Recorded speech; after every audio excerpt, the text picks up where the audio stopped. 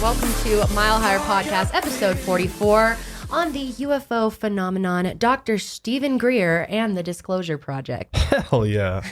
This is going to be an extremely interesting episode because we haven't done we've definitely talked about aliens and UFOs and things like that, obviously, but we haven't really talked about it on a more deeper level and about the reality of what's actually going on in our world and is there some type of ET presence here on Earth, and what are UFOs and all that kind of stuff. And I know you guys hear us talk about Dr. Stephen Greer a lot. Straven. How many times am I going to say that? Straven. Dr. Stephen Greer. We talk about him a lot on this podcast, and some of you probably know him, and then some of you probably don't and are curious about him. So we're going to be focusing most of our discussion today around what he believes and what he has put out there and his work. Because, you can't just cover aliens in one whole podcast. No, absolutely so this not. is definitely more towards his world. Yeah, when you talk about ufology too, you have to realize there's all these different experts in this field, and they all have different perspectives and have had different experiences and have a lot of different witnesses and insiders and things like that they work with, that they get a lot of this information from. And Dr. Greer is no different, and you probably may have heard of at least his Netflix documentary Unacknowledged, that did really, really well and is a great place to start if you know nothing about ufology, the UFO phenomenon, and you're not really schooled onto the history and how real this phenomenon really is. So that is what we are focusing on, like Kendall said. But let's get into a couple other things before we talk about that. First things first, guys, we are really excited to finally announce we are going to be launching Mile Higher Podcast official grinders. So that's pretty exciting. It's very exciting because we know that you guys, this was like the number one requested merch product. And so this is considered a specialty item because we had to seek it out on our own and stock it on our own. Yeah. And unless you buy huge bulks of it, it's very expensive to make custom products. So we're running a very, very limited supply of them. We expect to sell out pretty quick. Yeah. So definitely, if there's you want only going to one, be 20 per color, which there's going to be black, blue, and green. And these are really good quality grinders. They're really good. Yeah, they're high grade aluminum. They're the 4 parts. They're so big. If you're familiar with bigger than any grinder I have, herb grinders, marijuana grinders, you know that a lot of them have multiple parts to them. So this is the granddaddy of grinders for sure. It's got the scoop. It's got the shovel. It's got everything you need. Yeah, it really does. So those will be launching this week, and then we're also going to be launching our pop sockets finally. So yeah. There's going to be and some we're going to kind higher. of see how the grinders go. We know that's very requested from you guys, and we didn't know whether we should get higher end ones or if you guys wanted more plastic ones. So we went with the higher end ones for this round. So they are a bit more expensive, but if you guys have a lot of interest in it, we're definitely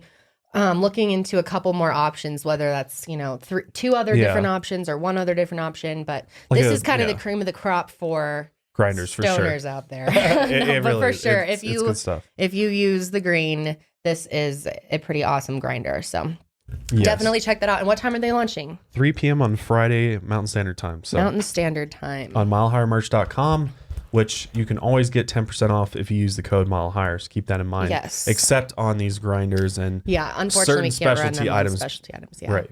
Just because of how expensive they are for us. But that is what's happening this week. Let's get right into the Patreon question of the week. This coming from Ashley. She said, "Hey y'all, do you believe in inklings, intuition, or premonitions?" Yes. Yeah, that's a pretty basic yes for both of us. But do you feel something is coming or happening at that very moment, and then you find out what it is? Well, it's kind of hard because I do have that, but then I also have times that I get inklings about something, or I think something's bad, or I get anxiety and it's completely unwarranted and for no reason. So it's kind of hard to say. I definitely believe in premonitions, intuition, especially of any of those 3. I believe in intuition the Absolutely. most. Having a feeling about something or trusting your gut if you really want to, get into that. I think when it comes to meeting other people or analyzing other people or kind of reading their energy, that's kind of like an intuition. So I definitely believe in that because... Which is something we all have if you believe in this gut feeling. I think or intuition. Everyone has not a psychic side to them, but I think not everyone's tapped into it, but everyone does have a Or they're just connection not with like, that other they're not realm. aware of it. Yeah. Or they think it's just a coincidence. Or they just brush it off as like all chance. So no, I 100% believe in all of those things. And I've had many experiences in my life where I've had an intuition about something and, obviously it ended up being true, or it saved me from major pain or major mistakes. But I've also had intuition and not listened to it and then went the other way and then was like, fuck, I should have listened to myself. Yeah. Like so many times that I've had that happen to me. But yeah, that's a very interesting question though. Definitely wondering what you guys think about that. But first things first, we got to show you guys. We've been trying to work on something because you know how we do subtopics every week, and that's just kind of the way that we do our show. And we like to talk about a couple news stories, woke news stories that happened this week that are just interesting or just kind of, more conspiratorial or something that just really doesn't hit, people's radars. And we like to cover some of those things, which is funny because we've ended up covering like that UFO sighting in Ireland. We covered that. Then the next following week, the mainstream news was all over it. Yeah. And they were like covering it too. And then everyone's like, oh, did you hear about this? And they're like, oh, wait, yeah, you guys talked about it. You'll hear it on Mile Higher Podcast first, folks. We'll try. Here on the woke groundbreaking. But you guys got to listen to this. This is what we're working on, like a little transitionary sound piece. Which, I think we've nailed it. Let us know, you guys. Yeah, this is just let us know what you think here. And now it's time for woke news this week. There you have it. Perfect. There you have it. Perfect. Yes, I think that's good. I think cool.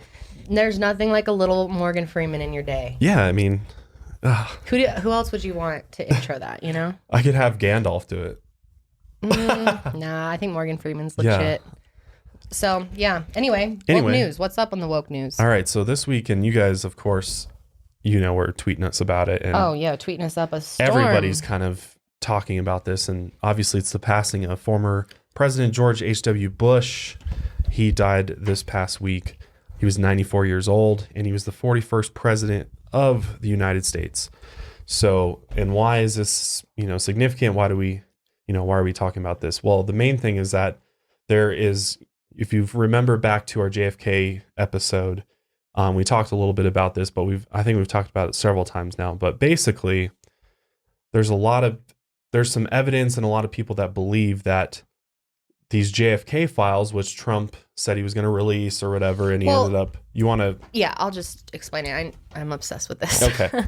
Yeah, well, basically, I think it was in 1992, they set up a 25-year hold on the rest of the JFK files, which is just the remainder of the files. Some of them have already been released. Mm-hmm. And Congress, or I can't remember, I guess it would be everyone, voted on pushing it until 25 years from now, which was 2017, correct? Or 2018?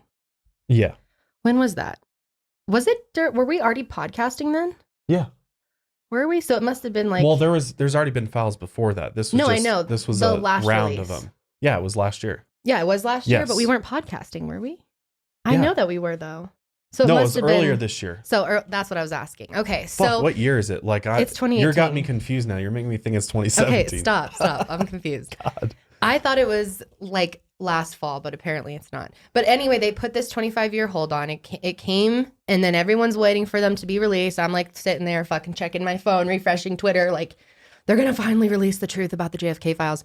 But of course, by the end of the day, Donald Trump released a statement saying, we are actually going to hold these due to names and addresses within it, that they don't want to release it to protect someone's identity.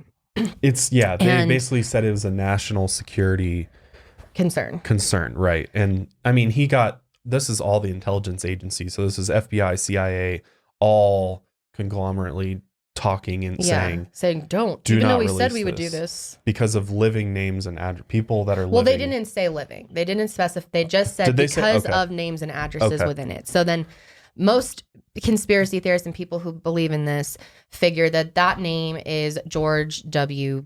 or George H.W. Bush. Well, original George Bush, George Sr. So, and the place we get this name or George Bush's name from is actually found in a document that was declassified in 1988.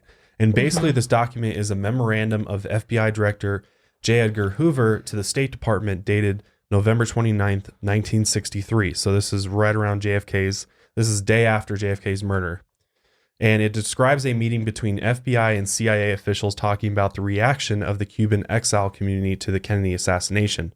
And the last paragraph states that the substance of the foregoing information was orally furnished to us and by George Bush of the Central Intelligence Agency. Yeah.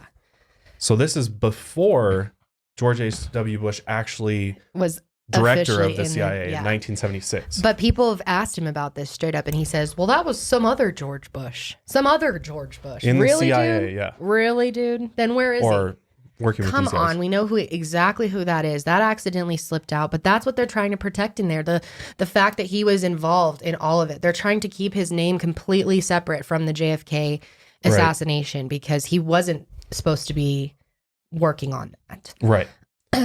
Well, and so now that he passed away, yeah.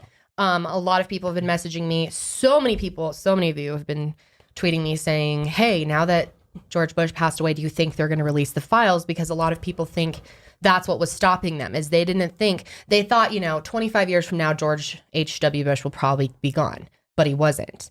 But now he is. So what's going to change with it? But chances are they're not just going to release them because he's gone. They're pushed to whenever they've been rescheduled to, which is when. What do you mean? They must have had a 2020, I want to say is there's a new release date. So it won't be until then. It doesn't matter that he passed away before. They're not just going to okay. Because they're not going to admit that was the reason why they didn't release them. They're not just going to wait till he's dead. And honestly, if they even declassify him, and because the really interesting thing and cool thing is that you can go look at all these declassified documents that we're talking about through the FBI vault. The CIA has a vault as well that you can just see declassified papers. As well as there's a website called theblackvault.com, I believe. And he actually submits Freedom of Information request acts to the government to get information on all these different things and programs and such. And you can actually look through all of them through his website, which is really cool. And we'll talk a little bit more about that when it comes to UFOs. But it's also interesting to note that, and I don't know whether or not this is true or not, but from something that I read, there was investigative committees at that time when George H.W. Bush was actually appointed CIA director in 1976, that they were probing the possible role of the CIA into assassination plots to kill Fidel Castro, Martin Luther King, and then obviously John F. Kennedy. So what if there is also connections somehow through the CIA and George H.W. Bush that links him to Martin Luther King? Because that's another one we absolutely got to cover, because people don't know the Martin Luther King conspiracy. I hate having to say conspiracy. Well, if you're curious about it now, in the meantime, you can definitely check out my video on it because it's very in depth. And that is one of the conspiracy theories I really, truly believe. There is so much proof that it's crazy. Martin Luther King was totally assassinated in conspiracy. It's truly mind boggling once you know the details behind that one. But yeah, I bet he is involved in that as well. J. Edgar Hoover was in the CIA at the time that Martin Luther King was. Mm-hmm. They were plotting. It could have been plotting. For sure. I mean, I know without a doubt he was involved. There's no way he just stayed out of that one. They were all so fucking scared of him. I could see them waiting till Bush Jr. is gone too, before they. If he's as heavily involved as we think, why would they release it in 2020 then? Because they have to, because it's past the year mark. Well, they're not going to be able to keep it forever because it's already been decided that it's freedom of the people. Or they'll just disappear and we'll just never know. Yeah, I guess they could just continue to push it. I don't really know. I mean, how many cases of this kind of thing do we have? There's not. This is something serious. The American people deserve to know exactly what happened to their president. And the fact that we don't have these files is a total disservice to us as Americans, first of all. Oh, yeah. So how long are they going to be able to continue to push that? And saying we're trying to protect someone makes them... People can't fight that as much, but how long can you say that? You can't go on forever. I mean, because people are going to be... It's just going to fuel the conspiracy theory. It's going to fuel that to the point where... I think they did a survey on how many people believe that the JFK assassination has some type of conspiracy with it. Well, I think that's part of it too, is I don't think it's only they don't want to release it because of his name. I think that's a nice excuse But There's it's gotta be also more very, stuff, I too, think there's a probably. lot of concern with the amount of Americans that believe this. I mean, the Gallup poll numbers for it are really high. I think it's like 60 or 70% of Americans believe in this theory. And guess what? That's going to have a chain reaction. Exactly. If we it find starts out a lot of distrust. 100% certain that the U.S. Our- government, took out our CIA, took out John F. Kennedy, Mm-hmm. It'd change a lot. all It'd change bets, a lot. I mean, yeah, people are going to fucking wake up and be like, whoa. I think the concern with how many people still believe that, how alive and well the theory is still 25 years later, that's concerning. Why would they want to release that? Because like you said, it fuels the fire. It's going to, if they see George Bush is in there, that just like makes everyone validated. That's just Right. going to bring in more followers, more believers in and it. guess where that road's going to lead? Down the rest of the fucking rabbit hole where you open one box and then you open another and then it's just boom, boom, boom, aliens, everything's fucking connected. That's the truth about it all. Is all these conspiracies and things that we talk about. Like, isn't it crazy to you now that we research these all the time? Like how often you see the same fucking names, the same fucking things. It all ties in together. Just look at our episode titles and think about how they're all connected and if they could be connected. And they are. And you're like, whoa, yeah, this is crazy. I mean, you know, we talk about this idea of whatever. What? Take her bone. He took her bone. Yeah, too bad. She keeps dropping them, man. Sorry, Sadie's sitting with us and she dropped her damn bone. She dropped her bone. She lost out. Here, give her another one. All right. one. Bernie's such a jerk. He always steals her bone. She deserves But she doesn't like being up high, so she keeps knocking him off her thing. Bernie, you already got one. Sorry. Pet parent problems. I know. We're trying to podcast with pets because they will literally bark. You know if what? leave them No out of one's here. ever complained. Has anyone ever complained? I Get your hate- dogs yeah. out of there. This is a podcast that's really serious. Yeah. Do not have pets on the screen. Yeah. Actually, I don't think anyone's complained about the dogs. Because who's going to fucking complain about a dog? Especially cute dogs. Yeah, come on. They're just here. They're woke too. They're our audience when we're sitting here talking to ourselves. So. Yeah. But anyways, all in all, it's just interesting to see, like you said, how everything's sort of making more Ties sense back than together. I think we even realized. So yeah, very bizarre. I guess we'll have to see what happens. Obviously, George H.W. Bush is somebody's dad, somebody's grandfather, and I by no means mean no disrespect whatsoever when we talk about this stuff, because at the end of the day, he's a human being. He's got family. I know we joke and we say and they call him we Daddy don't Bush know. and stuff, Yeah, but like we're just talking. we do know. We know a lot about the Bush family to not like them. No, I'm I know. not going to sit I'm here not and a say fan, I'm no. so sad Not a that fan at Bush all. died. No, I'm not a fan. But like you said, it's someone's father. It's a human being, Right. and he did serve our country. So thanks for your service, Daddy Bush. Yeah, I mean, he did more than I have for this country. For so. sure. No, he really did. And yeah, I mean, it's always sad when someone passes away. You know what? Side note though, I'd like to say I'm really, really fucking sick of the media. Like when someone passes away saying George H. Bush dead at 9, whatever. And That's then they have an CNN, age, baby. 64. So-and-so dead at blah, blah. Why can we not say, I think we need to Deceased replace the or word, passed away or- passed on. I think that's the best way to say it, passed on, because it fits anything, whether you believe they passed Right. on into nothingness, into heaven, Right. into their next life. Like it fits anyone's No, it does. version of it. It's widely respectful and everyone understands what it means. Can we please stop saying so-and-so dead? Yeah. I just like, if that was my parent, I'd be so upset. That what really bothered me about his death was seeing how many people, it was just dead. Former president dead. It's just like so obnoxious. It is. I mean, but you got to understand, what is the media's job? To suck you in and grab your attention and get you I know, get but you like, hooked. come on. That's how they do it. If they said passed on, nobody would stop unless they saw dead and bold. I think then people you would stop. stop. I would stop. I know what that means. You'd be surprised. People flip through the channels and they try to hope to get your attention with those big, bold, dead words and Oh, shit. my God, ridiculous. Yep, that's what they do, man. Well, I'm sick of it. Anyway, Next story. There was some very mysterious seismic events that happened recently that are completely baffling scientists.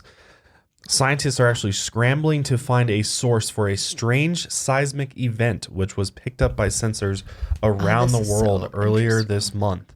The incident was reportedly first noticed on November 11th by an armchair earthquake researcher online who spotted something peculiar by the way of real-time seismogram displays available online via USGS. That's interesting. Some guy just chilling at home looking at the USGS website because you can see like the real-time seismic What was he monitors just like and stuff. He's just hanging. making some popcorn, watching the Yeah. seismic graphs? That's my ideal Friday night. That's I don't kind know of cool about you. though, actually. Yeah, I mean, I guess if you're like the type of person who's really interested in that would be fun. And I guess he was the only guy that noticed the odd, unusual seismic signals. Is it no one else's job to watch them? That's what I'm saying. Like I'm sure there confused. is, but it just makes me wonder. Like it takes your ordinary citizen to like ring the bell and be like, "Oh shit, this is weird." Like, thankfully he was What's on there. going? Yeah, Damn. he just happened to be on there, and it got noticed on Twitter by a bunch of other seismologists who also found this activity to be very intriguing. This activity is believed to have emanated from the near the tiny island of Mayotte in the middle or in the Indian Ocean. And this odd event stands out to scientists because a number of aspects surrounding this seismic wave is particularly unique. They specifically point to the single frequency monochromatic nature of the proverbial hum, which reverberated across the globe, as well as what appears to be no triggering earthquake event that could be cited as a cause for this activity. So seismologists out there just have no idea how this could happen, and they've never seen anything like it before. Interesting. So they're not sure. They're wondering what actually caused it because they really have no clue. What? They think it could have been maybe a slow earthquake or the shifting of subterranean magma chamber. But they still, that's just a guess, basically. Yeah. Well, what else would it be? This idea of a proverbial hum, like what if like the planet is like sending a signal or it's like a I wouldn't be natural surprised alert if or the something. planet does like emit some type of signal or like sound. Or it's like something wave. is happening within it. I know. I was just thinking that. I was like, does this prove like the hollow earth theory? Maybe there's some shit going down on there. Maybe they're doing like, maybe they're drilling down and making like a base. Yeah, maybe they're hollowing out the earth. Yeah, because why else was this missed? Do you think if someone wasn't just on there watching, it would have just Well, like maybe they were come trying on. to keep The- it hidden or The keep USGS it on the DL? definitely knew. I guarantee you the USGS knew about it. Yeah, and they weren't come going on. to say anything because Yeah, 'cause there they was don't know no what the fuck it events is. that were going to happen. No earthquake happened as a result of it. So I think instead of like, here's the thing. So like, I think partly this is getting kind of big news is because this guy did bring it to the internet and say, hey, this is weird. Because the USGS was not going to do that clearly. Or they may have posted a little thing on their website, but I doubt it would have ever made it to the news. You know what I'm saying? Right. So I think it was more of like somebody discovering something that the government missed or this organization missed. So Yeah, that's what I think too. I don't know. It's pretty interesting, and it makes me think about all of those like mysterious booms across the world and all these just weird sounds and trumpet sounds and all these other bizarre noises that I think we've talked about before that have been heard around the world. And, you know, people credit that to a million different things. Some saying the end is near. But I don't know. It's very interesting to think about because it could be something totally natural, something totally normal that the earth is doing. And maybe the earth is just changing itself. Like there's things happening below the surface that we have no clue. Yeah, I mean, we only know so much at the end of the day. I mean, we don't have like a clear view all the way through the planet, so we don't have any idea. People are always shocked when we like don't know, you know, something. Yeah. That it must be something like crazy or creepy or, you know. Oh, I know. Conspiracy if they don't know what it is. Which I mean, fair enough, but Or somebody wrote us a comment there like everything that we can't explain we think is aliens. it's true. It's true. Could it be? I was thinking it was aliens. I was like, maybe like their spaceship crashed into the earth really hard and it like picked it up. Who knows, man? Who knows? All right, but before we get into our last story here, I want to thank stamps.com for supporting the show. These days, you can get practically everything on demand, like our podcasts. You can listen whenever you want and when it's convenient for you.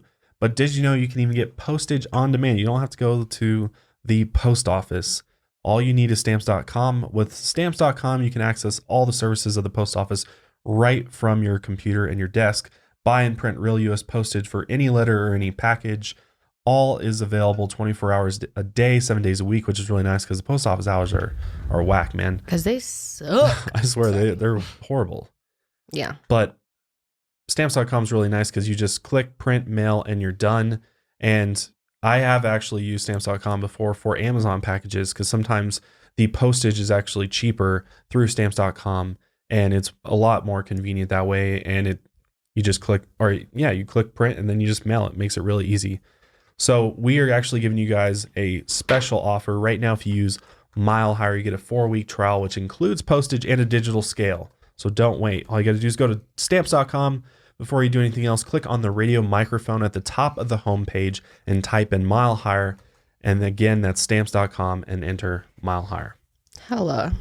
All right. This is something else I wanted to talk about just because this has been such a big fucking thing. And we talk about conspiracies on here, but I want to talk about it from a very logical perspective because like with anything, there's people that get carried away with things, and there's people that just straight up make up fake bullshit, which just discredits the rest of us and makes us all look dumb.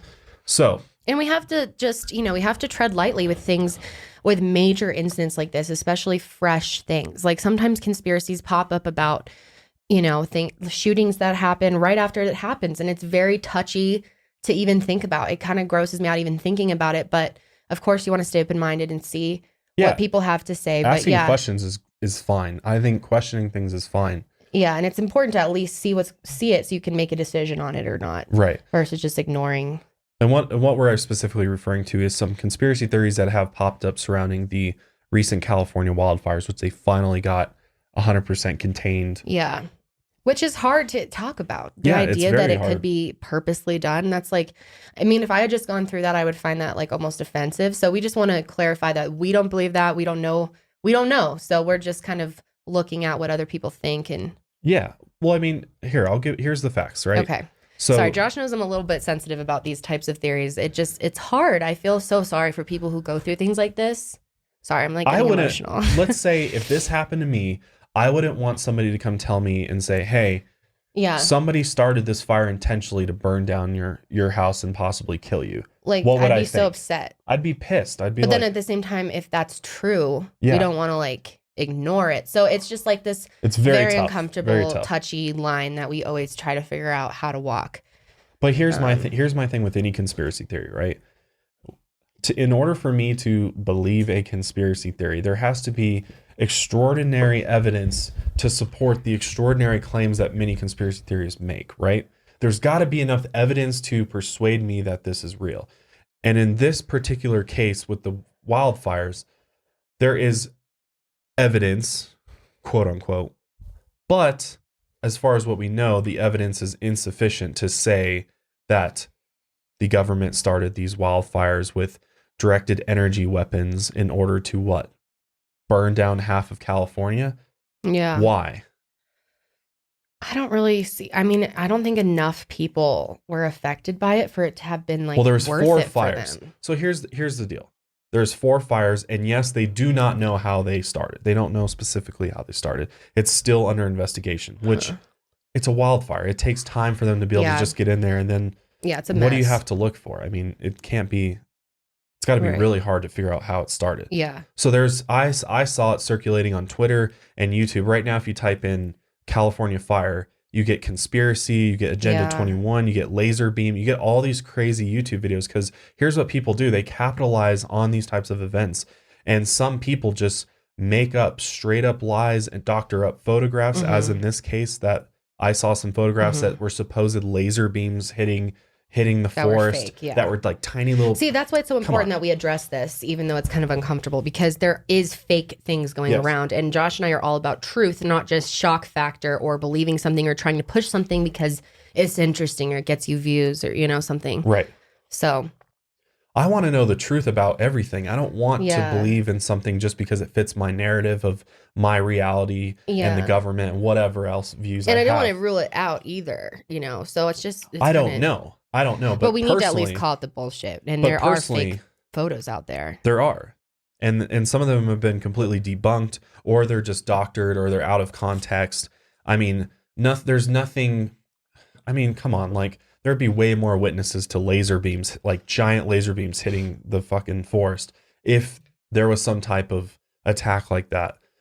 I just feel like for it to be worth it, for the amount of money and damage that it causes, like a lot more people would have to pass away. If you're going to go in that theory that the government wants to like get rid of citizens, it doesn't make a lot of sense with the fires. Yeah. And when you look at the reality of the situation I don't know. It's primarily the wildfires have gotten worse because of climate change and because it's gotten warmer, things have gotten drier, there's less precipitation, and the wind has been really bad in California, which is blowing the fires around and making it way worse than it normally is, and just everything's fucking dried out, so it's burning way more. So there's a lot of logical reasons for why the fire started, why they could have done as much damage as they did. I mean, at least 88 people lost their lives and 49 people are still unaccounted for.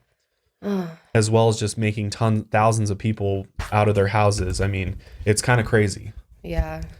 Paradise, California is like gone. Wiped off the map. It's just a charred wasteland now. It's crazy. Yeah.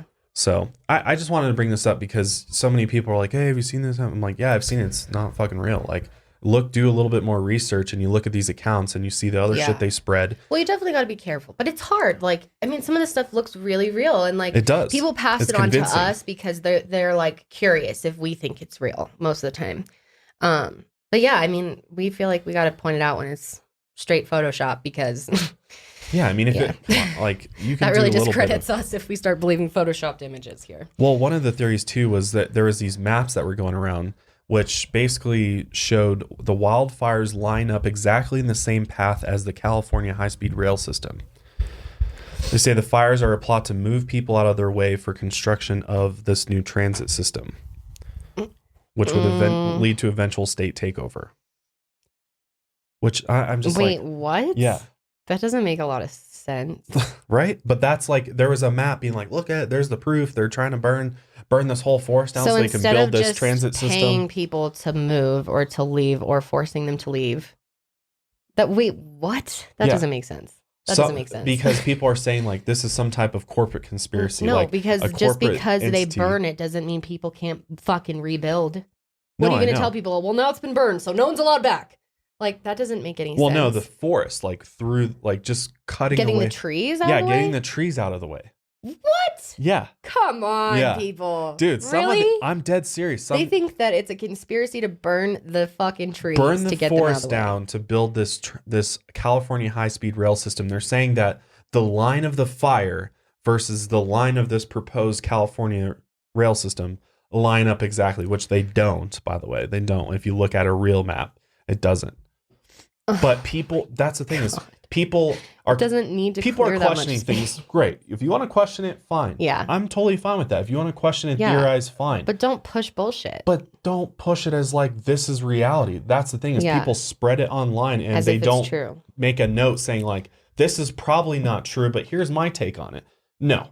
It's boom, this is what's happening because that's get views, shock factor. Well, we're in the age where people believe anything that they read if it's online. A lot of people, not everybody. We know you guys are pretty smart, but some people out there just will believe anything that's an interesting headline. Yeah. I mean, people ask me all the time, like they'll send me things from like, you know, those magazines about John Bonet at the grocery store. Like, look, they found her body. It's like, dude, don't you think if they found her body, it would be like major national news? It wouldn't just be in this magazine at Walmart. No. It's just like, you gotta, if you're gonna be a truth seeker, you gotta make sure you really like dig through and that you always approach things with skepticism, but also an open mind. Right. Until you have enough facts and evidence to make up your own decision, especially before you pass something on and share it. Yes. You know, we don't, that's how fake news spreads around. Right. And that's a real thing. Like, yeah, it is a real thing. And guys, it just makes us look so dumb. Like, yeah, if we want to be taken seriously, we got to have evidence to back up our claims.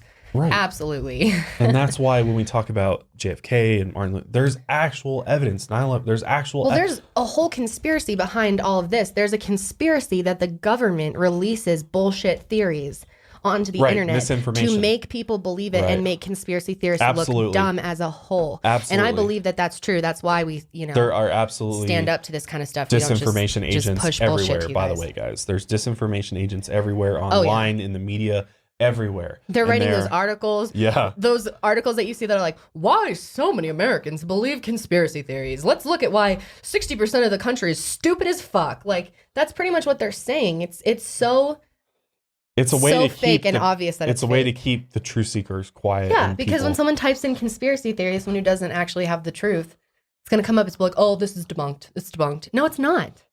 A lot of them are not. So, yeah, just got to dig around yourself, make your own decisions. But anyway. So, yeah, we just wanted to briefly talk about that. But let's get into this UFO phenomenon and talk about some really interesting shit when it comes to aliens, because who doesn't like talking about aliens, right? Me. I know. I mean, I do. Yeah. Yeah, you do. We both do. But before we do that, I want to thank Quip for sponsoring today's episode. When you think of the perfect gift, you probably didn't think of an electric toothbrush, but the Quip electric toothbrush is one of the most gift-guided gifts of the season. And they're really pretty. They're like sparkly. Like there's a gold one, a silver one, and a rose gold and one. an all black one now. Oh, looks sick. I want that. I know, I do too. They're Well, I like really my cool. rose gold one. Yeah, They look really cool. They look like iPhones or something. they do. They're like the Tesla of toothbrushes. I really do love mine. But yeah, they're perfect for everyone with a mouth and is something they'll use twice every day. Hopefully, if you're not brushing twice a day, probably should brush twice a day. Yeah, let's hope we're all doing that here, people. But Quip makes holiday travels clean and easy with a multi-use cover that mounts to the mirror and unmounts to slide over the bristles for on-the-go brushing. Super nice. Fucking love that about that.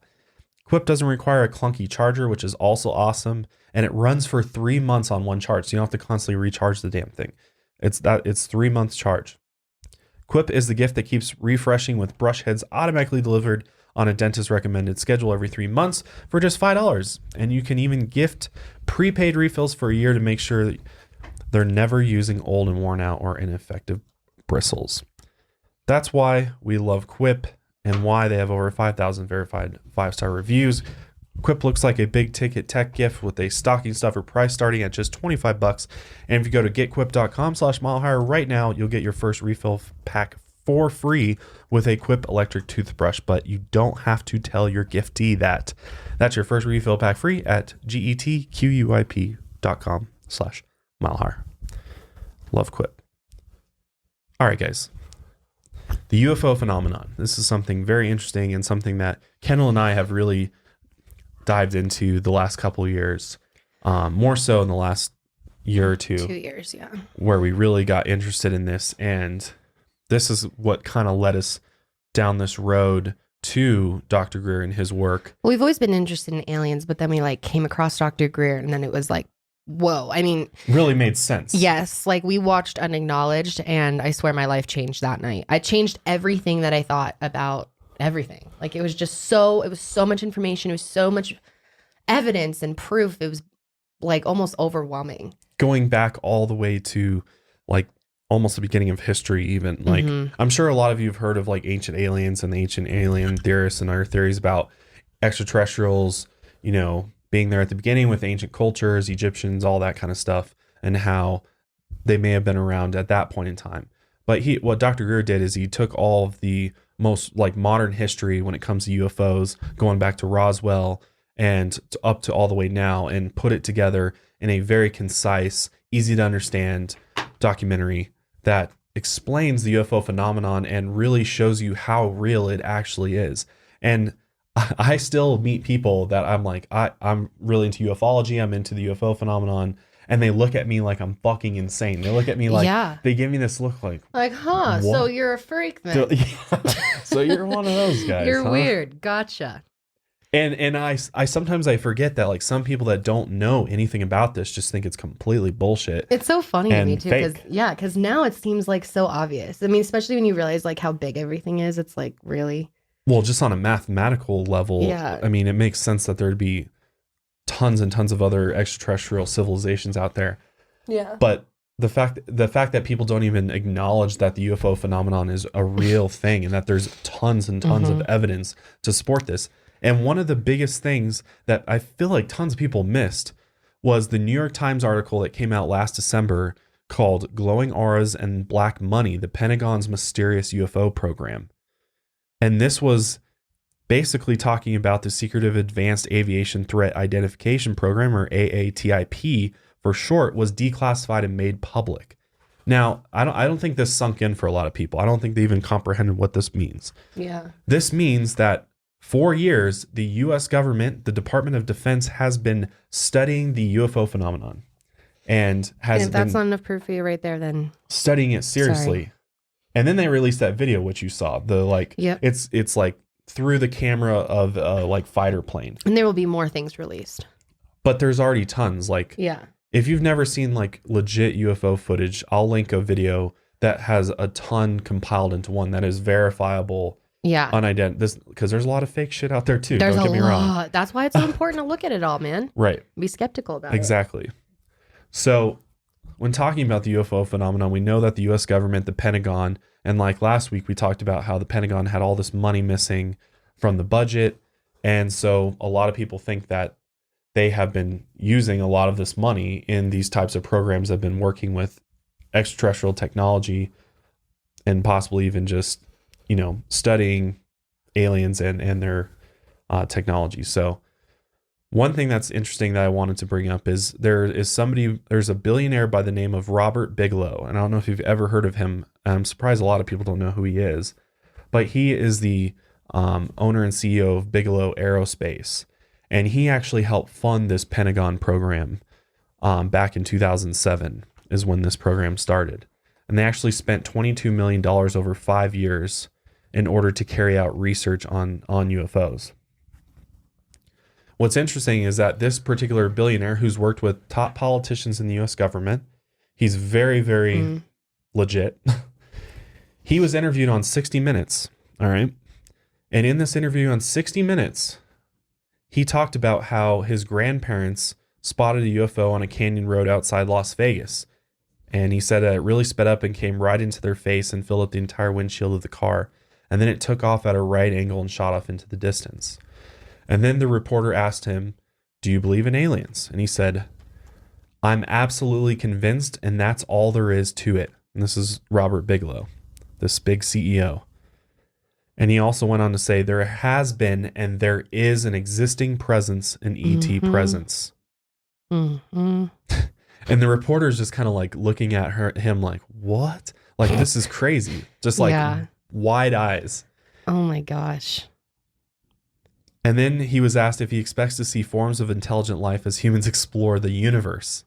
Basically discounting all of that. And he replied, literally, "You don't have to go anywhere. It's just here. like right under people's noses." That's Oh literally what he my said, word God. for word. This would be like Elon Musk saying do this. people really think someone is making this shit up? Like, That's the thing about it. So man. how do, like, for those that are very new to the UFO world, if you don't know how we essentially identify a lot of UFOs is by what they look like physically, their shape, but it's usually by the way that they move.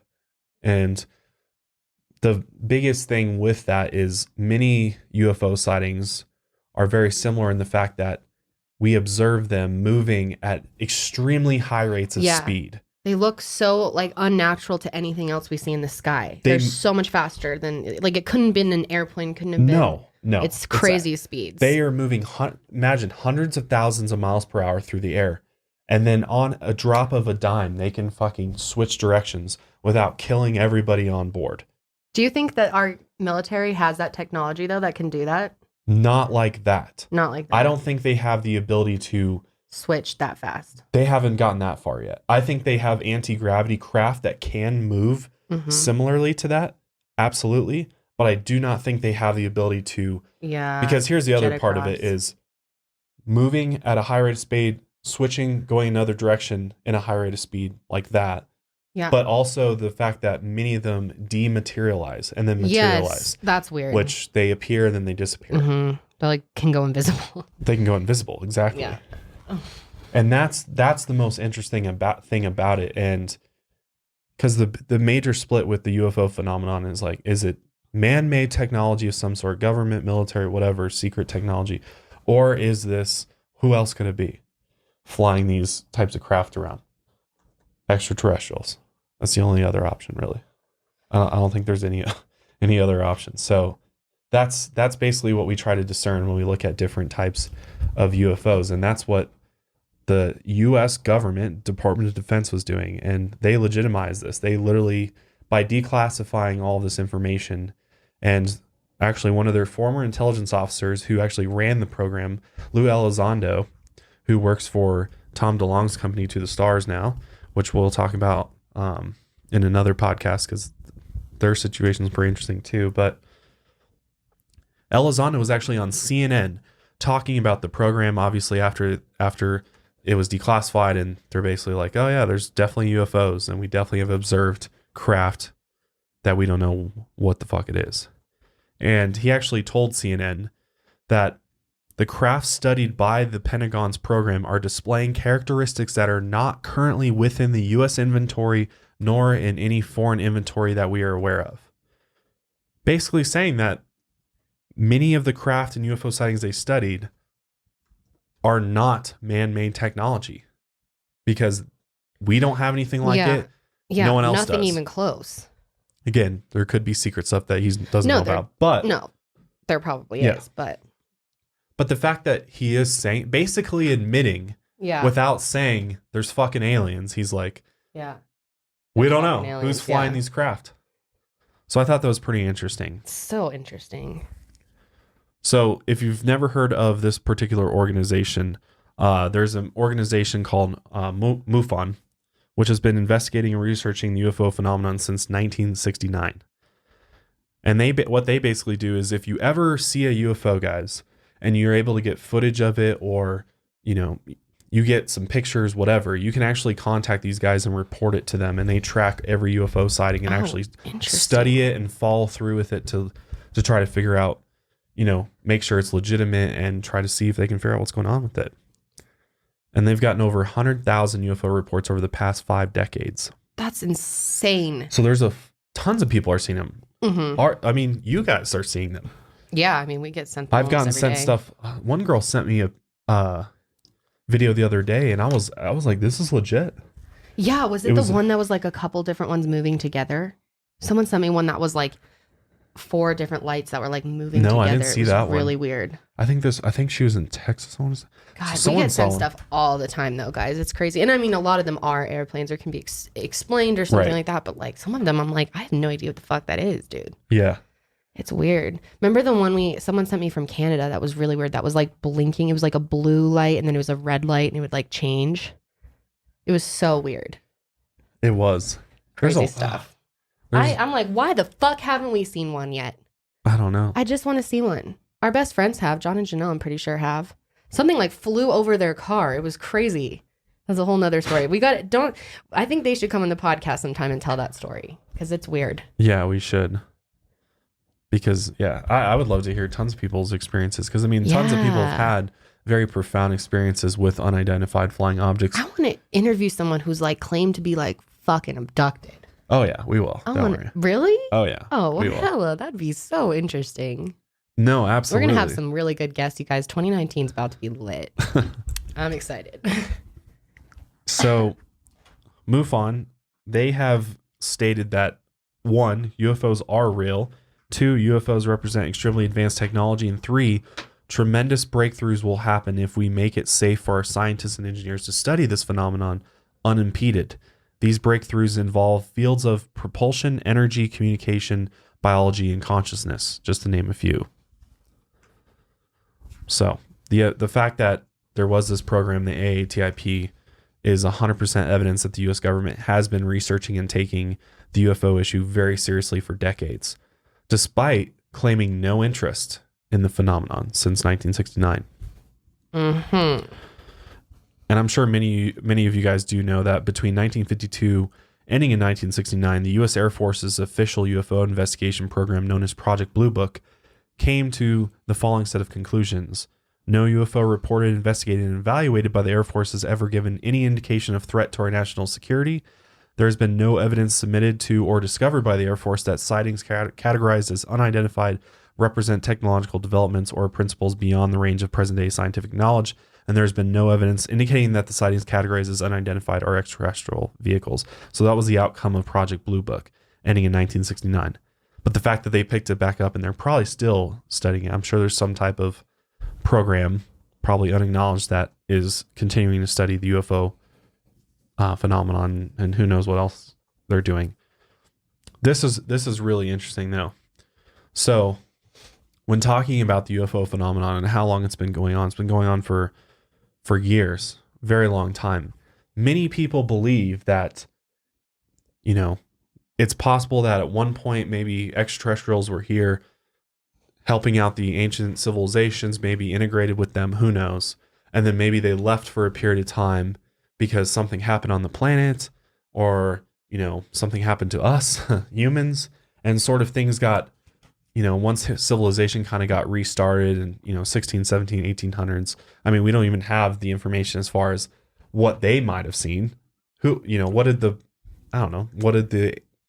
colonials see? What did the pilgrims see? What did the Indians see? Well, wouldn't they have like written that down if they saw any aliens? Well, they probably wouldn't have been interpreted as an alien. They would have interpreted it as something else, you know? I mean, I'm not saying that they didn't, but obviously they did. But I'm just saying we don't have like photographs and things like that from that time period. No.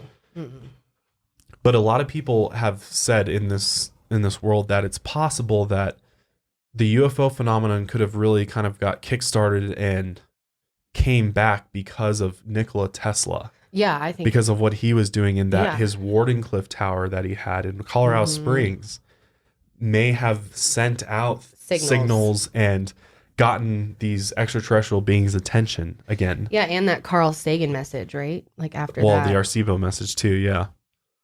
But that's way later on. This is like way back. Yeah, no, that's true. When Tesla was doing his research.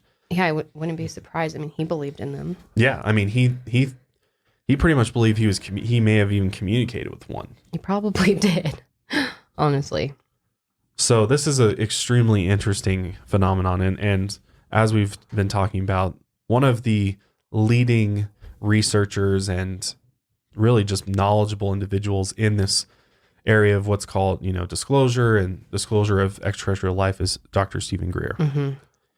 So if you don't know who he is, he's actually a trained medical doctor. He was very smart trauma doctor for a long time before he really, you know, left that behind to feel like his purpose was this, getting the information out about extraterrestrial intelligence and UFOs and all that sort of thing. And he started like young though, like being into this kind of stuff though. Like it's not like he started in his later life. Like he believed in this kind of stuff from an early age because he claims to have like communicated with them. Are we going to kind of talk about that? Yeah, no, I mean, we can talk about that right now because it makes sense. So Dr. Greer as a child had some very profound experiences with UFOs and extraterrestrial biological beings.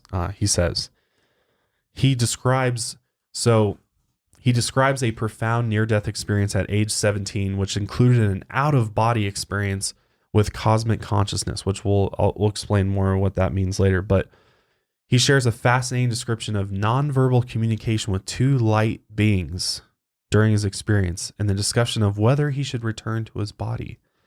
And at this time, he was very sick. But when he came back to his body, it seems he was healed. That's what he says. And he also had another experience with a UFO craft at the age of 8 as well. So it's almost like, in a way, he was like, this was his calling. Chosen in a way. Chosen one. Like just, which. Starseed. Yeah. Yeah. I mean. Sorry. Some of you may not get that joke. And then not only that, later on in life, while hiking on a mountain, he had a UFO encounter and actually met with extraterrestrial biological life forms. He then entered a state of cosmic consciousness similar to that of his near-death experience and goes on to teach the extraterrestrials what it's like to enter the state of consciousness from a human perspective. He even claims that an alien touched him on the shoulder. And I'll link the video, but there's a video of him talking about this, and it always sounds different coming from somebody else's mouth when talking about such a profound experience. But when you hear it from him, you like, really believe him. Yeah. That's the thing is like, I have like a lot of UFO researchers that I feel like aren't in it for the right reasons, or I just don't trust fully, or people claim to know things I just don't really get a good feeling about. But Dr. Greer, I sense such authentic, genuine vibes from him. Like, I think he really is a chosen one. And like, some people may disagree with me. I'm sure there will be. But personally, I've always felt that he's very credible and not making things up, especially when he talks about his experiences, because it sounds like he's talking about going to grocery store or something. It's like so normal. And he's just like, he's a highly intelligent individual, obviously. And he's just able to, like a lot of people that have experiences struggle to explain the experience, struggle to explain what happened to them, and leaves a little bit more doubt in my mind than when I hear him talk about things. But it's not just like him talking about his experiences. It's also the evidence that he's presented, which we'll talk about more. Different things that he's actually seen firsthand, taken images of, video of. It's very, very interesting. But to try to give you a better understanding of who he is and what he's all about. So he is the founder of the Disclosure Project, the Center for the Study of Extraterrestrial Intelligence, the Orion Project, as well as Serious Technology Advanced Research. He is considered the father of the disclosure movement. He's presided over the groundbreaking National Press Club disclosure event in May 2001, which a lot of people didn't even know this happened. I didn't know this happened until I heard this from him. This was like on TV. There was tons, millions, billions of people that heard this particular press conference. There was over 20 military, government, and intelligence and corporate witnesses presented compelling testimony regarding the existence of extraterrestrial life forms visiting the planet and the reverse engineering of the energy and propulsion systems of these craft. It was on BBC, CNN Worldwide, all over the world, webcast. This was the largest webcast in history of the National Press Club. So they basically in 2001 came on public television. I'm wondering if anybody that was, I wasn't watching TV in 2001, but I'm wondering if anybody out there remembers this event. Was it a big deal? Was it really as crazy as it sounds? And you can actually watch it on his website. And he's talking about UFOs and how that they're real, and here's the evidence for it, and this is something we should actually be studying, and that there's good evidence to suggest that extraterrestrials are here, and like basically disclosing alien life. Yeah, like, he was. Like disclosure already happened in a way because of that event. So bizarre. But unfortunately, like after that happened, down. Nothing really happened after that. No. So after that event, he realized, hey, the government and the intelligence, the president, are not going to take this seriously. No. Nobody's going to take this issue, the UFO issue, seriously. So he took it upon himself to create these various, organizations to create these projects in order to work on this issue and get it out there, get the truth out there about what's actually going on with this. Yeah. And a lot of people are very critical of him for like selling his movies, saying, but like when you don't have support from everybody needs support. You have to have capital to get the message out. You have to. Right. Like you can't, Yeah. So, some people are like, it should be free. It's like, dude, come on. He has to make a living somehow. He's doing all this shit all the time. And putting his life on the line. And that's how you get the word out more, is by, building up. Yeah. So. Yeah, no, absolutely. So that's why he founded the Disclosure Project, which is his research project working to fully disclose the facts about UFOs, ETs, and classified advanced energy and propulsion system, which is another facet to his work and everything, is the idea of energy and propulsion systems that are being suppressed from the public that could revolutionize our world, essentially. I mean, he's wants to bring the truth about just about everything. Yeah. That's why he'd be we're like really hoping to get him on our podcast one day. We think it's probably doable. He's a very down to earth person. I think he would want to, hopefully. But this is interesting. He actually owned land out here. Oh, really? In Crestone. Dude, that's so cool. So Crestone, Colorado, we actually just went there. Yeah. It's like UFO capital. It's in the middle of nowhere. Seriously, it's this tiny fucking town. ASAP, 'cause oh yeah, we need to go back. According to him, and that area is like, it's like a vortex. It's almost like a portal, even to they call it a vortex. Dimension. There's like some type of energy there that people feel. Right. It's super, super weird. I think the And that Dalai Lama's been there. It's been like they have a No, they have stupa and stuff there, and like it's way more well known than I even realized when we first went, because we just kind of decided to go there last minute, and then we learned more about it after we came home. So yeah, we definitely need to go back there. Yeah, I just got reminded of it because I was just kind of reading through my notes and stuff before the podcast, and I just happened to be watching one of his video. Which, if you're already intrigued by him, I 100% go subscribe, go watch all the stuff on Serious Disclosure. Yeah, and just Netflix has them. And Netflix has or documentaries. Unacknowledged, yeah. And they're on YouTube, I think, now. But I mean, with Unacknowledged, like, he's disclosing so many things. It's not just about aliens. He also has someone come in and talk about the cancer conspiracy. Like, he really goes there with a lot of different things because he really does see...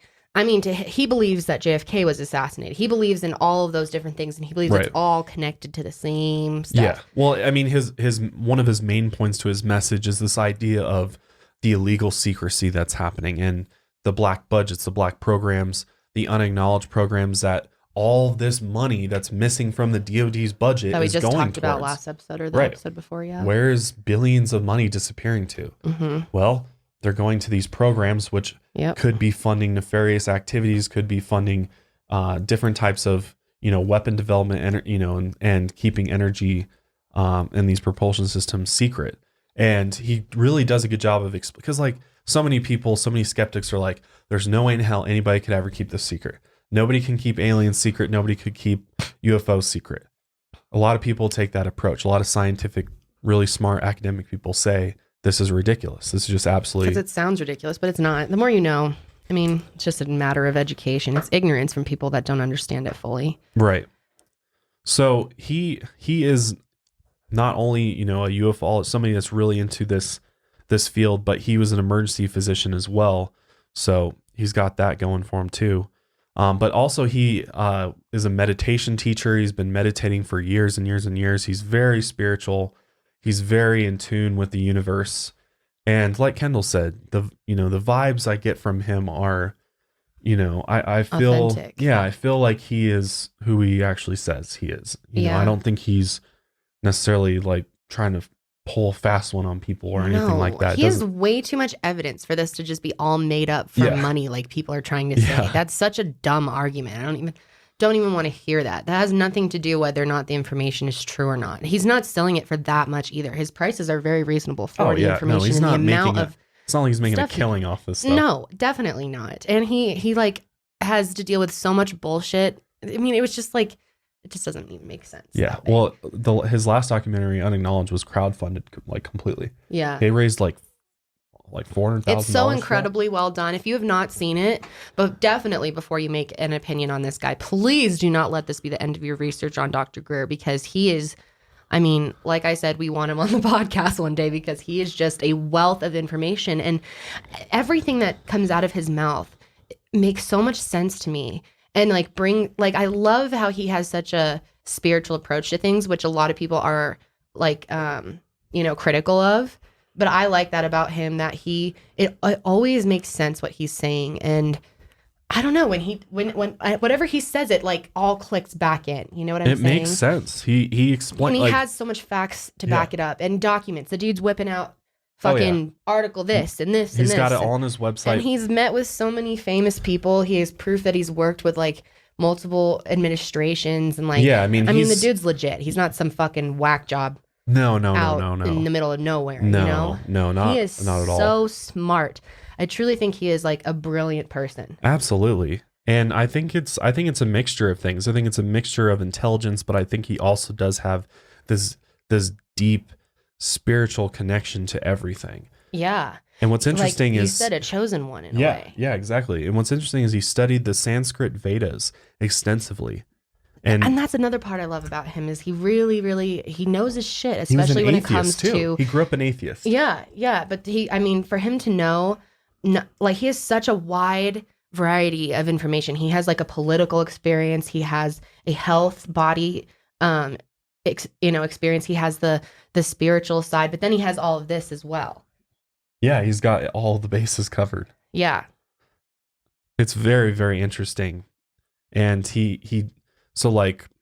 actually we'll get into that in a minute, but what I'm trying to say is the fact that he can like back up what he's saying with also history. Like he just he brings every element that I need to he like reaps believe what he someone. says. He reaps what he says. He it's totally just constant throwing facts at you.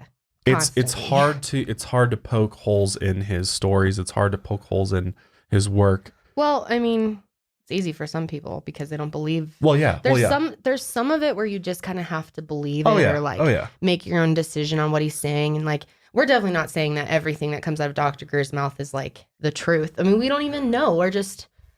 Yeah, I've never met the guy. I mean, based upon what I've seen and heard from him, there's a lot of things I agree with. And there's some things where I'm like, really? Like, I question. Maybe, of course. maybe not though. Because even with people like that, you have to stay a little skeptical, you know? Well, yeah, you can't go all in on anybody or anything. You don't want to. But of all the people that I've listened to, he makes the most sense to me. Yeah, especially since this field and ufology and aliens is so divided, and it's so everybody's got their own. There are a lot of scammy people in it. Unfortunately, there is. There definitely is. So you got to be careful. And that's why we can't like trust completely. We got to be skeptical and think about it. But I don't know. I really think he's onto something, man. He's a special guy. He is a special guy for sure.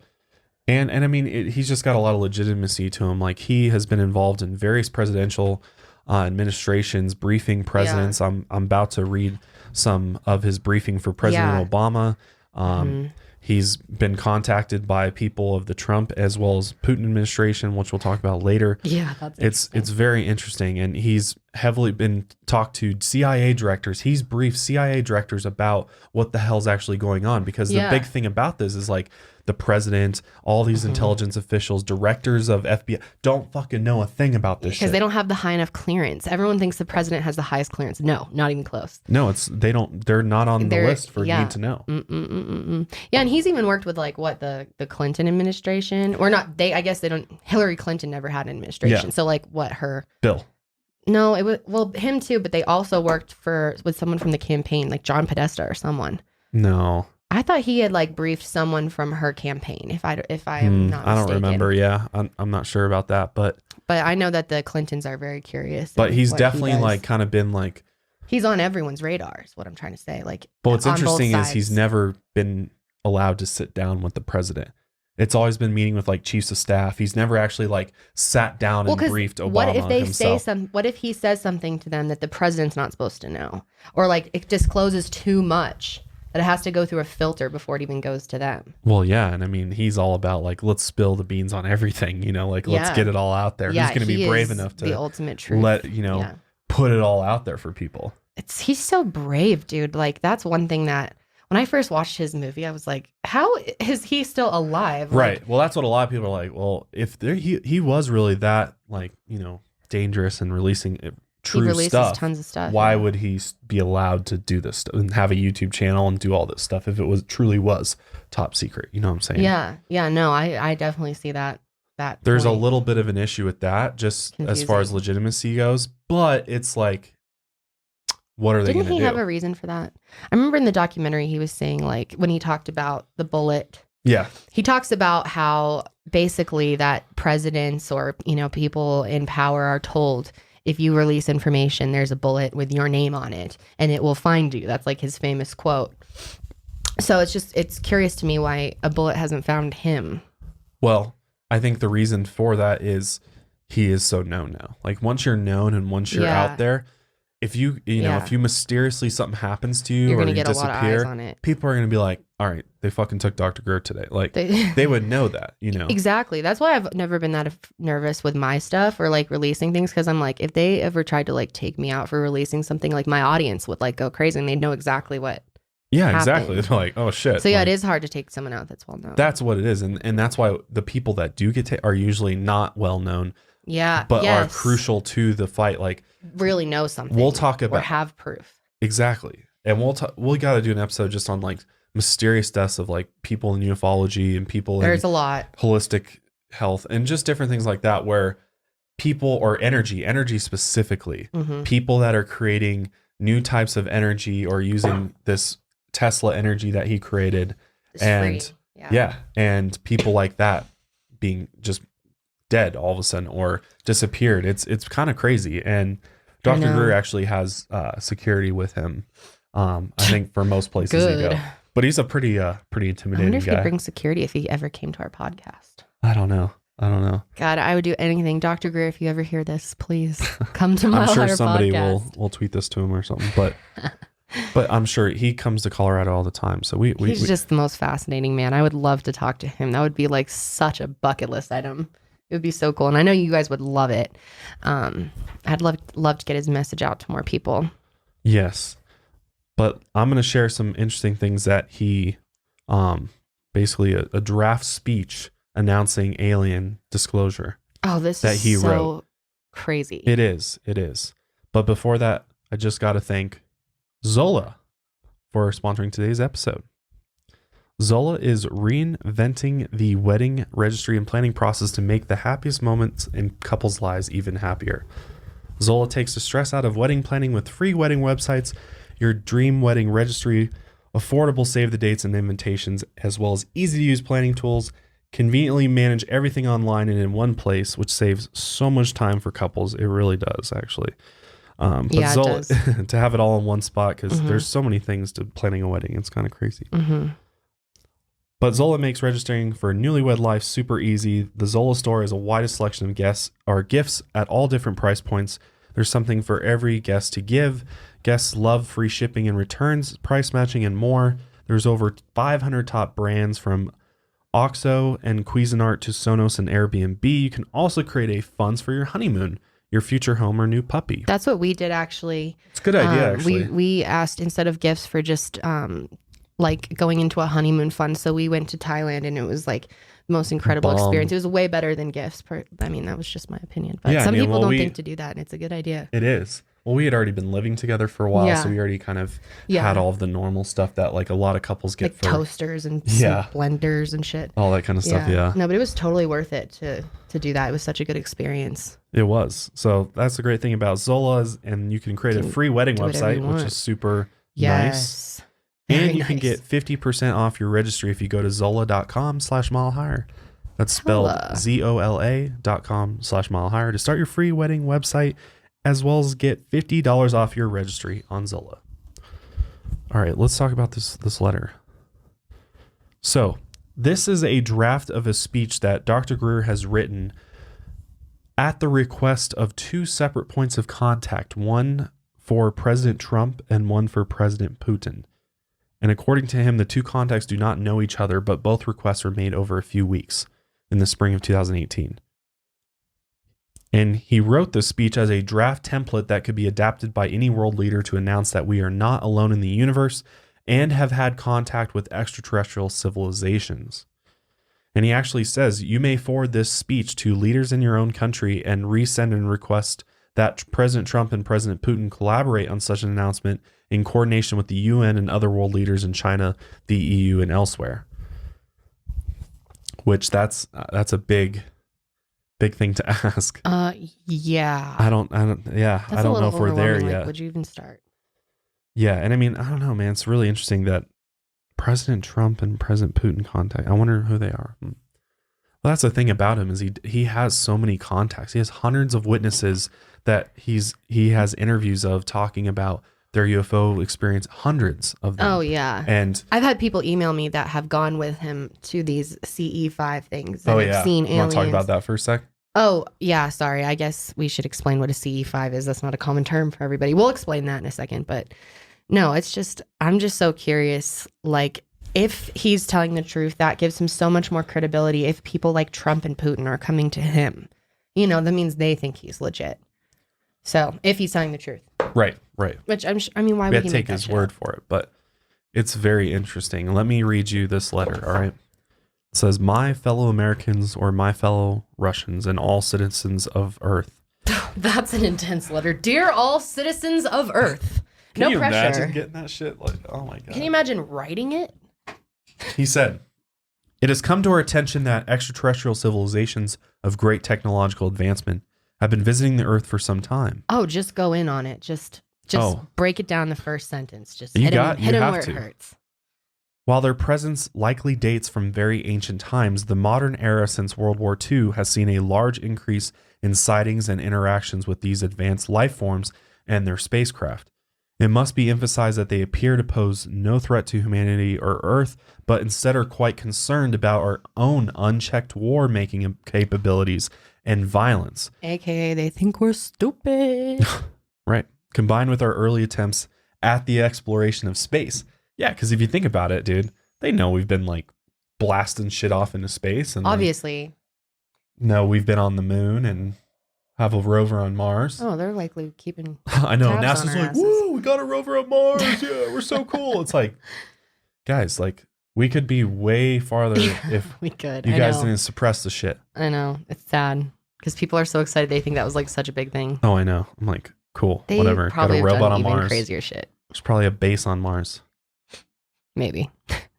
The letter goes on to say that since the dawn of the nuclear era, these extraterrestrial civilizations have made concerted efforts to do reconnaissance at all known space and nuclear facilities. In some cases, these facilities have been penetrated by ET craft and our nuclear missiles rendered inoperable. Such incursions appear designed to warn us not to use these world-destroying nuclear weapons and are not acts of hostility. Which, guys, there's footage, video footage showing missile silos get zapped by a Right UFO. out of the ground. Yeah, right out of there. Shut down. And there's been tons of witnesses that have worked in these nuclear silos Yeah. and such that have said, like, yeah, dude, our shit just got shut down. We don't know what happened. There was one like nuclear test where it was shut down, right? Yeah, completely. Rendered Yeah. useless. They couldn't do anything. That's wild. See, most people don't know that. If people knew this type of stuff, I think people would be way less. But they don't. That's the thing. Yeah. And any video or photo out there that is actually authentic gets laughed at by like the media and by, you know, other academics so that are like, stupid. oh, you can't scientifically prove that that's that, so it's fake, or, you know, it's not legitimate. Okay. So dumb. The extraterrestrials also appear concerned with the rapid decay of our biosphere and environment and the extinction of many species on Earth. Yeah. No shit. That's a little concerning. We're killing the only Yeah. fucking planet we Yeah. have.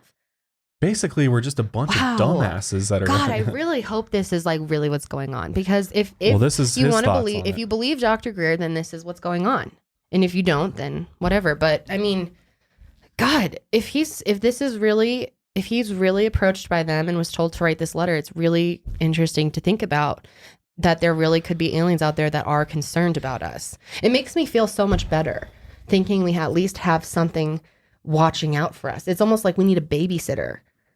Like, because we're just so dumb. Yeah, basically. We have zero, our priorities are so out of whack. And that's not our fault as a humanity. No. It's greater forces that be controlling us. Right. But yeah, it's pretty crazy. But I mean, all this alien phenomenon and it all ties back into this overarching theme of there are forces at B, whether it's Illuminati, whatever you want to call it. This Yeah. group of individuals, corporations, whatever, Pulling that the has the strings. control, that has Corporate the world control. wrapped around its, you know, has their fingers wrapped around us and has us in this controlled environment Limited. where we have limited access to the reality of our planet, of like all these things that are being completely kept from us. It's crazy. Mm-hmm. It goes on to say, since World War II, there have been extremely secretive programs studying the energy, communication, and propulsion systems of these ET spacecraft. It is time for us to disclose these momentous scientific findings to you. These technologies have the potential, if used only for peaceful purposes, to give us a new and sustainable civilization on Earth, free of poverty and pollution within a generation. However, if used for destructive and violent purposes, these same technologies could end our civilization. Yeah. I think that's absolutely true. Absolutely. And that's what we're worried about right now is like, hopefully these nefarious group of people that control everything don't have this technology so that they can use it in a destructive and violent way. Right. And that's why the public needs to know. For this and other reasons, the strictest secrecy has surrounded the study of these extraterrestrial technologies. But the time has arrived for the truth to be known. We are not alone in the universe. And it is time for humanity to become a mature, peaceful civilization and take its place in the cosmos with other advanced peoples from other star systems. This is so cool. Can I you really hope imagine this is like released one a day. president like giving this announcement? Like, Wouldn't just that be wild if in a few years something like this comes out? that would be so. What even would we do? What would you do? Would you like continue working that I wish day? I could hear this in Obama's voice, like Obama's Obama voice? saying this stuff to all of us. Like, No, fuck that. I want to hear it with Morgan Freeman. oh yeah, We don't need Obama. I should have Morgan Freeman read this. It would probably sound like something like from a movie or That'd something. be like scary as shit with Morgan Freeman reading it. It sounds so serious and like intense. So here, let me give just a little bit of history on this real quick because I find this so interesting and it just gives so much legitimacy to all this. So if you go back to, right, everybody knows about Roswell. What happened at Roswell? We actually should do a podcast on that soon. We haven't? We've No. done a video on it. We've done a though. video together on your channel, but there's a lot more to it than we were able to cover in that. But going all the way back to Roswell, when you know these ETs, if their ET came, crashed, and were recovered by the intelligence agencies, the military, as a result of these crashes, there were multiple crashes, multiple craft, potentially multiple bodies recovered by the U.S. government, which Area 51 comes in and everybody knows about Area 51, like possibility that technology or aliens were taken there. But there's actual documents out there that have been declassified that show this group called Majestic 12, which Dr. Greer talks about a lot, as far as this group of individuals of scientists and military people that were basically put into this group called Majestic 12 in order to take care of this alien issue and essentially like cover it up, essentially keep it secret. And they're really the ones ultimately responsible for keeping this hush for so many years. Majestic 12. Yeah. Now, with Majestic 12, there's actually documents you can go see that have been declassified that talk about a lot of really interesting stuff. Even talks about how President Dwight Eisenhower met with an extraterrestrial, like a Nordic human-looking extraterrestrial, met with the president in these documents. What the hell? Yeah. That is so show crazy. in these documents that the U.S. government, potentially other world governments, Who may is this? have Truman, met you said? Eisenhower, sorry. Because Truman was the one who also had seen aliens. He like talks about seeing a UFO. Yeah. Or one of them. I don't know if pretty it's sure it's Truman. There's so many presidents that have like connections to UFOs or like meetings about them and stuff. Right. But Dwight Eisenhower was the one. But what's interesting is that later on, JFK gets looped into this Majestic 12 group. And I think we've even talked about this, but the whole idea of he was brought into this secrecy around the alien phenomenon and knew a lot and was planning to disclose things, possibly give a speech like this. Well, yeah, I mean, the dude pushed the limits. Like some of his other speeches were definitely passive aggressively hinting at a lot of different things. I would not be surprised if he was planning to do that. And then there's also a lot of conspiracy theorists believe that he told Marilyn Monroe things and that she knew things and that's why she was taken out. Right. So yeah, it's very interesting that there's a lot of people that believe in those assassination theories, believe that it was related to aliens, something they knew about aliens specifically. Yeah. No, I think it absolutely was. I think it absolutely was. I think it would be a moment like, can you imagine being brought into something like that? Like on one hand, you're being trusted enough to be told something so serious and monumental. Yeah. So like you have that weighing on your shoulders that like you were chosen because they think you can keep this secret. But at the same time, how like you'd probably be thinking like what difference will it make on humanity long term if I keep this information secret? Like, do people need to know this? Do they have the right to know this? And that's when it comes down to your moral thing. It's like your moral conscience that's like. And I think he was a really good guy who just couldn't do that. And they knew that about him, that he was weak when it came to that kind of stuff. He not, weak in their eyes. I don't think he's weak, but I think he would be morally good and would share stuff like that. Yeah, so I believe that that's what happened to him. Yeah. I think there's a lot of evidence that shows that happened to him. And this idea of this Majestic 12 group, that there's so much interesting things surrounding them. And a lot of people have tried to say, oh, well, that's just fake. That's just like made up. It's disinformation is what some people say, which it could be. It absolutely could be. But there's been actual professors and people with smart people looking at these documents, trying to determine their authenticity. And recently, they are starting to see that these documents are, in fact, authentic. And if that is the case, then that shows that this Majestic 12 group is absolutely real.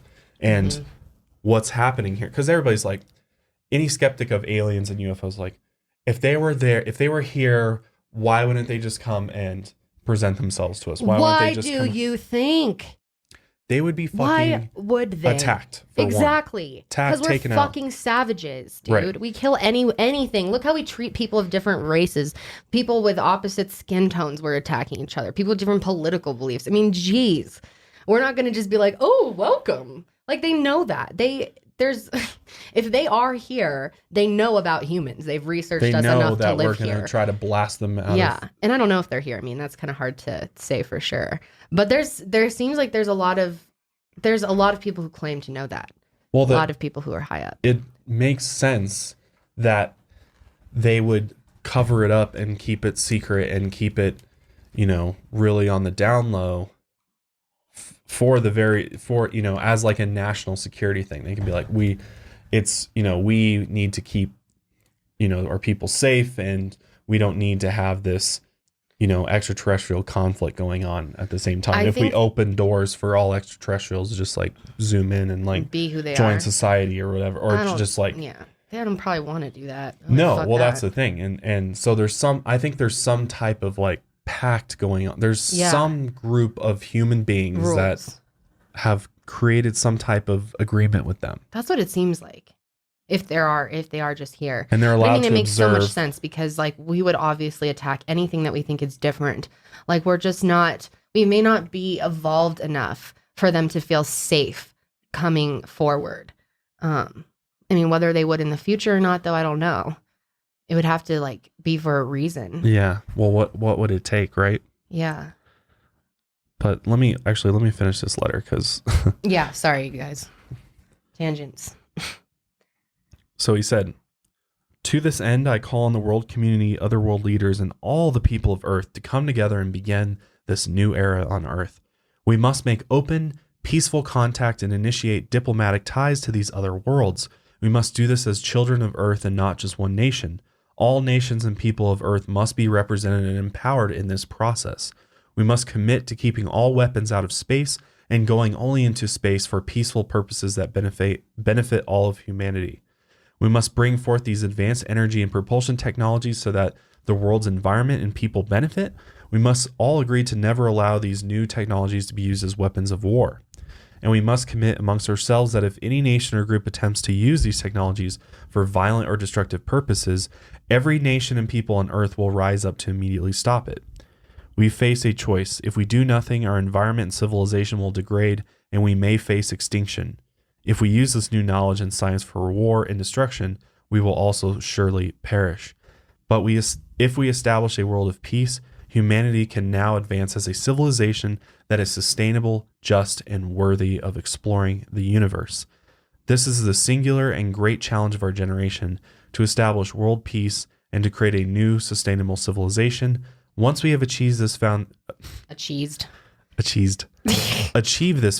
of peace and justice, we have learned that these other worlds will welcome us in the cosmos with open arms and hearts.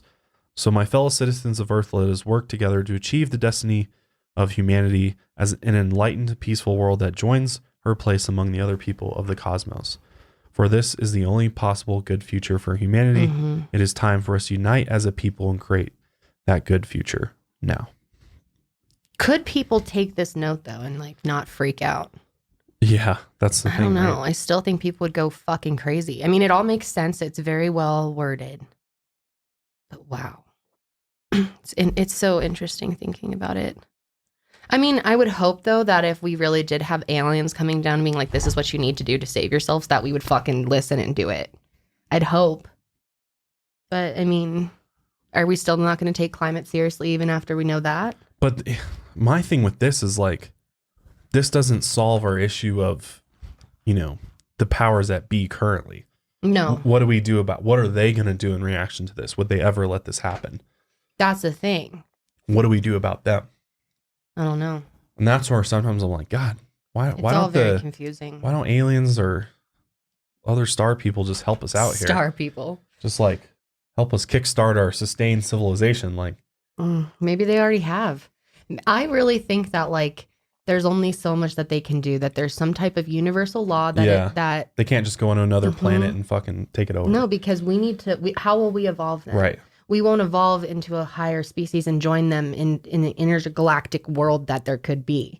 I know that sounds a little crazy to people, but like I really think that. Even on a deeper level, this idea of cosmic consciousness that we're all tied into, and all these other extraterrestrials are connected into this cosmic consciousness, which makes up the entire universe, whatever. Mm-hmm. And we're just not tapped into it. We're like just out of it completely. Like we said before, it's kind of like we're out in the boonies. We're like separated from everything. Yeah, absolutely. Exactly.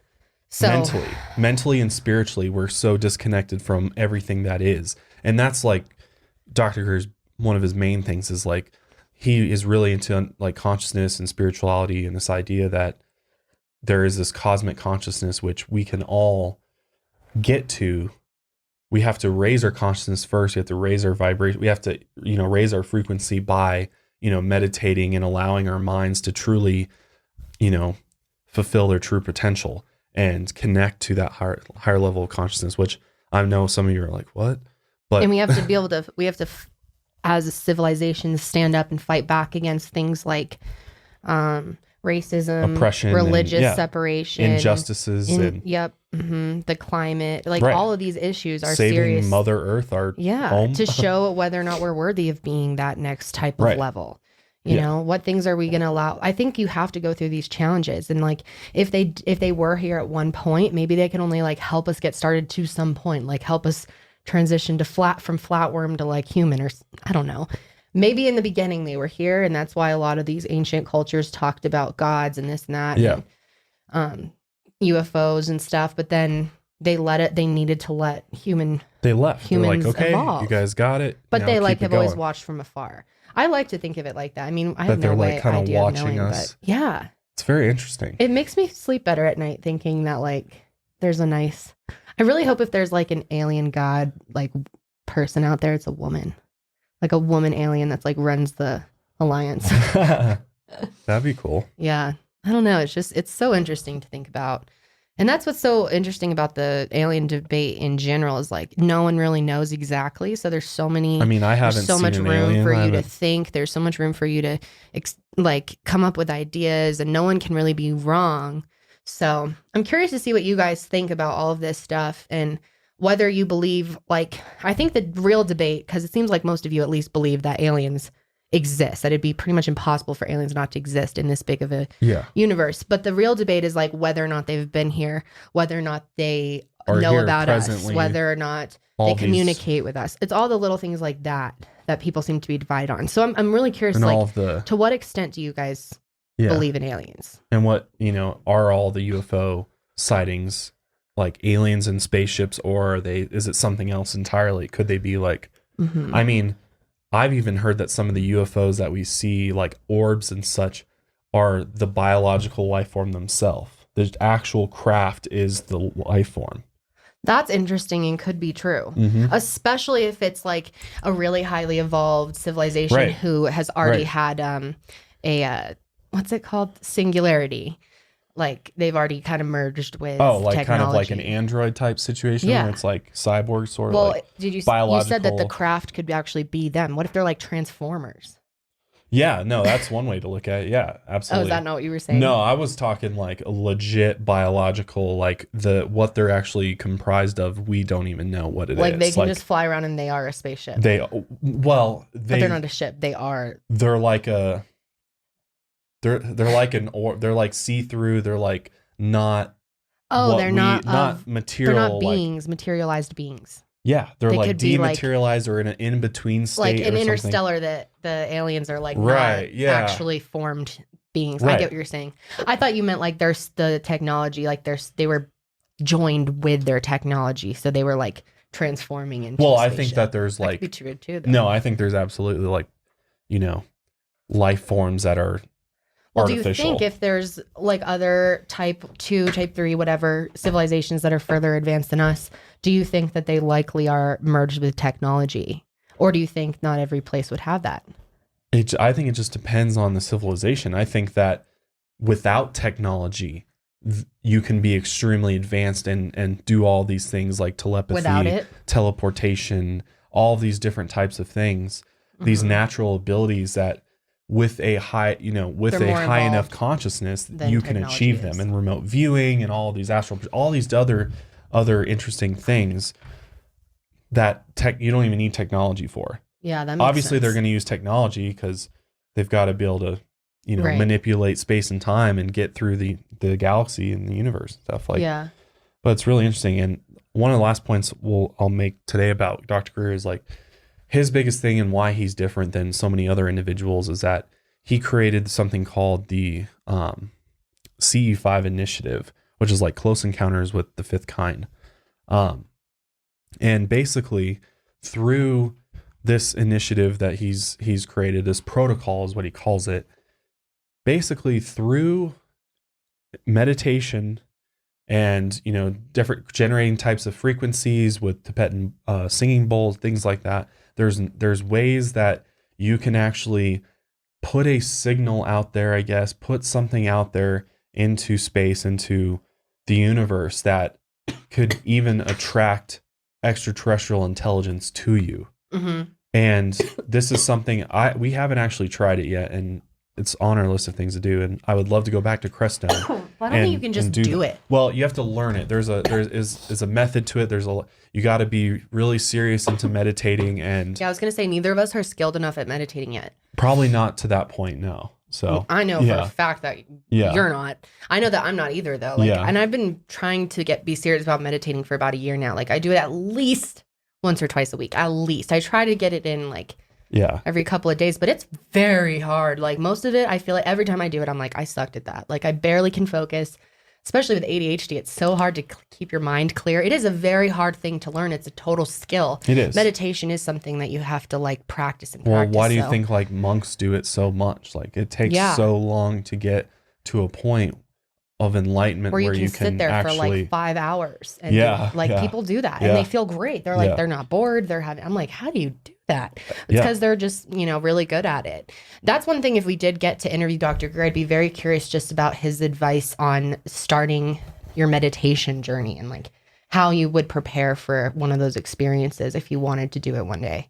Yeah, I mean, he has all the material out there, and you can learn it on your own. Yeah, he does. And we have it all. I have it. Yeah, we haven't done it yet, but it'd be very interesting because that is the most real part of everything. Because he actually has tons of tons of video of these CE5 expeditions that he does, which you can actually go on expedition with him, which would probably be really cool. We should do that sometime. But he also says you don't have to. It's not like I'm the magic man and you can only have these experiences and encounters with ETs or UFOs with me, but anybody can learn how to do this. So there's groups all over the world that do this. But basically there are really interesting photographs that they bring cameras and everything else to record it, capture video, and they capture very good video of different types of UFOs that appear. I saw a picture today that was literally a picture of an extraterrestrial being. I know, as crazy as that sounds, he has a picture of what looks to be like an extraterrestrial head, eyes, and this is a legit photograph. It was taken with an ultraviolet camera, I think, and you can see the outline of a head and a body that materialized right next to somebody in his group. And this is legit. Yeah. This is not bullshit. And the way he was describing it, he's like, it looks like a mantis head. This idea of mantis ETs is interesting. That really weirds me out. There's Josh and I love to talk about the different ideas people claim. There's all these people who claim to basically know inside knowledge and they know alien races. Which Paul Hellyer? Yeah, we need to do a whole podcast on it. But multiple people. We can't get into the racists right now. 4 racists. But they did I have seen multiple places that they look like, one of them looks like mantis, like a praying mantis. Mm-hmm. And then I got obsessed with praying mantises because of that whole idea. So I started being I used to watch all these videos. Remember, I went through my mantis obsession phase because I'm like, I want to be comfortable with them. If that's really what they look like, I want to be like not too scared and used to them. But they're freaky looking, dude. And Yeah, like the can more I you learned imagine, about like, praying a mantises, Life size. they're like one of the nastiest bugs out there, dude. They will fuck you up. Yeah. Like seriously, they're intense. So Hopefully the ET yeah. version is a little nicer. mm. Apparently they are, but I mean, again, But they also like they look like I don't know, they look like kind of spiritual. Like praying mantises do look like very they interesting. look like They they're do look like praying. they're praying. Yeah, exactly. They're like always have so like they're meditating all the time. what or if something. all of them are aliens and they're like on the earth? They're like mini ones that are here to they're like, yeah, watch us. Yeah. It's wild to think about, dude. It is. I love thinking about this stuff. I mean, we could go on for hours and hours and hours about this topic and Yeah. Dr. Greer, and I actually gotta go. We'll have to talk about more about him later, and again, we'll do everything we can to get him like physically here on the podcast. We will make it happen, you guys. We have I'm to sure he'll manifest be in it. I have Colorado to next speak it year. out, even though I don't have him booked, because that will make it happen. Maybe Because I want you guys to I want to hear it firsthand from him, and just be able to sit. He's a cool guy. With him I and talk to don't him. think it'll be a problem. And he's actually reached out to me to do an interview before, like 2 years ago. On my when channel. Unacknowledged was coming out. Yeah. Yeah. So He was on Joe Rogan as well. There's an interview with him on there, but I think he needs to reach a young audience too, and we have a lot of younger people, and you guys are really interested. So definitely, if you're still interested in this type of stuff, go watch his documentary. If you're Serious. You have to watch Unacknowledged, though. I think it's better than Serious.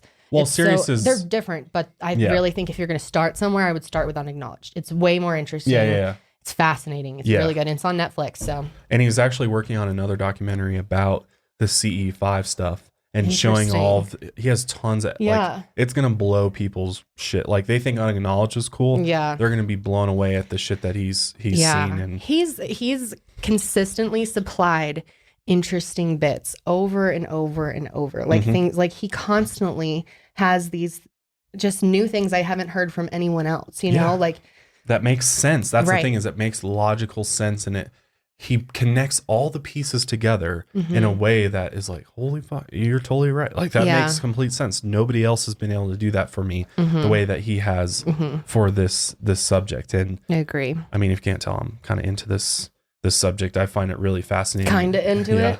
Just a little bit. Yeah, I'm just a little bit into UFOs and aliens. No, we love it. It's like one of our favorite things to talk about. Yeah, no, it absolutely. I love like finding stuff and then like blowing her mind about something, and she's like, "What? No, that's crazy." Yeah. Well, I totally agree. So yeah, it's a lot of fun, and if you're really interested in this stuff, again, I'll link all of his information below. You can check out his website. You can check out his YouTube channel. He's got hours and hours and hours of footage and talks he's given and things on his YouTube channel. I have a video I did talking about the Atacama. Like if you want a short one, the Atacama alien body. Humanoid, Yeah, it's on my channel. Alien humanoid. That's interesting too. Which I think we've already covered that on here before a bit. Yeah, the one from Chile. Yeah, that's still inconclusive. But yeah, guys, hopefully you guys enjoyed this episode of the Mile Higher Podcast. Hopefully we took your mind a few miles higher today, I think. And hopefully you don't think we're just batshit crazy. I mean, there's some people that we're not claiming at the end of the day that this is all true. I'm not claiming anything to be true. We want to know what you guys make think, up your own you know? mind. Like, yeah. So, we don't want to tell you what to believe. Obviously, we have our opinions and our own beliefs, but this is up to you, which is the great thing about this. We don't want to ever make you guys feel like we're trying to like force something on it. We're not. We're just casually talking about this like as if you were here with us. So hopefully you guys enjoyed it. Check out Dr. Greer and his work. SeriousDisclosure.com. But I guess we'll wrap it up there. Thank you guys for joining us. And we'll see you guys next time. Stay safe and stay woke.